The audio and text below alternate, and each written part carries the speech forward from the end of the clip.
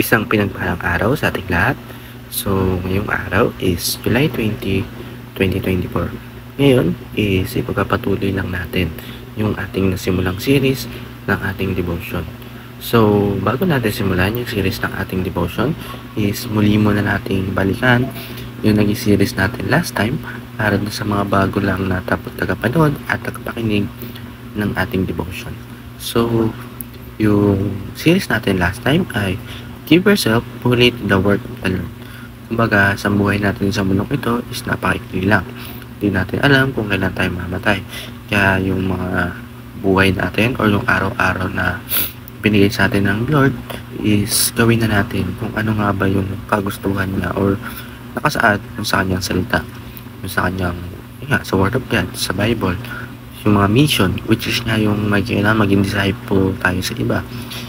Kaugnay nga na itong series natin ngayon na My Whole Family for Christ. Yung work natin is give fully, kumbaga gawin natin yung pinaka-best natin para ma-disciple natin. Kagaya nito na for example, ito sa pamilya ko, ako lang ang nag-iisang Christian. My mission is to disciple my family. Kailangan, di lang ako, kailangan buong pamilya kasi excuse me po, kasi ayun sabi ng Panginoon kailangan niya, sabi nga doon sa na kailangan yung mga magulang ang mag-disciple sa anak ko. Pero guys, sa aking case is masyado busy ng aking mga magulang. Kaya ako na lang ang mag-disciple at yung mission ko para sa aking pamilya. So, ayun, my whole family guys, kailangan buong pamilya natin yung mag-disciple and kailangan buo tayong malapit sa Diyos. Hindi pwedeng isa lang. Kailangan yung pamilya. So, yung Bible verse talakay natin yung araw ay 3 John chapter 1 to 4, verse 4. So, ang sabi dito, have no greater joy than to hear that my children are walking in the truth. So, in Tagalog, wala nang higit pang kagalakan sa ganang sa akin na gaya nito na marinig ng aking mga anak ay lumalakad sa katotohanan.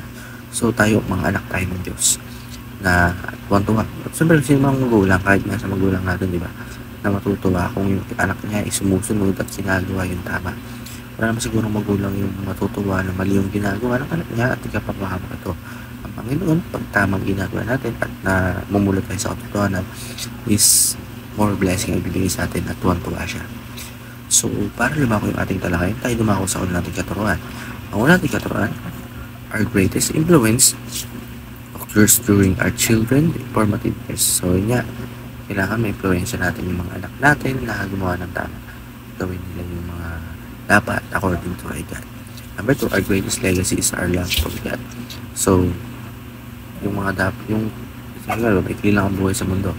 Kaya kung meron tayong iiwan sa mundong ito is yung maalala tayo na pamutihan na pinakalat natin yung salita ng Diyos. Number 3, our greatest joy is to know that they walk with God. So, mas magandang isipin, di ba, yung mga apo mo is isipin nila. Kanino nga ba nagsimula itong pagiging Christian natin? Kailan ba, paano ba ako nalapit sa Diyos? Diba, sabihin yung legacy mo is yung matutuwa ka dahil isipin nila na yung lolo ko, yung papa ng papa ko, which is na ikaw, ba? Parang ang sarap sa feeling na sa'yo nagmula sa pamilya mo. Number, sa ating application, be both physical and spiritual parent. So, hindi lang tayo pwedeng mag-lead na sa mga bagay sa mundong ito, like basketball, ikaw yung coach, kailangan ba ikaw pa rin yung leader or mag-disciple sa kanila. Be both a lover of God and lover of people. So, gaya ng pagmamahal sa Diyos, kailangan mahalin din natin yung kapwa natin kasi isa yun sa pinakaturo sa atin na dapat natin gawin. And sa last, be both a discipler and disciple. So, as a Christian, siyempre may mga pastor tayo, bishop na natuturo sa atin. Hindi lang naman pwede na sila lang magturo sa atin. Kailangan yung mga tuturo sa atin ay yung mga tuturo sa atin ng iba is turo niya sa iba. So, ayun naman para sa araw na ito na may natutunan tayo sa pakinig. Panood. God bless all.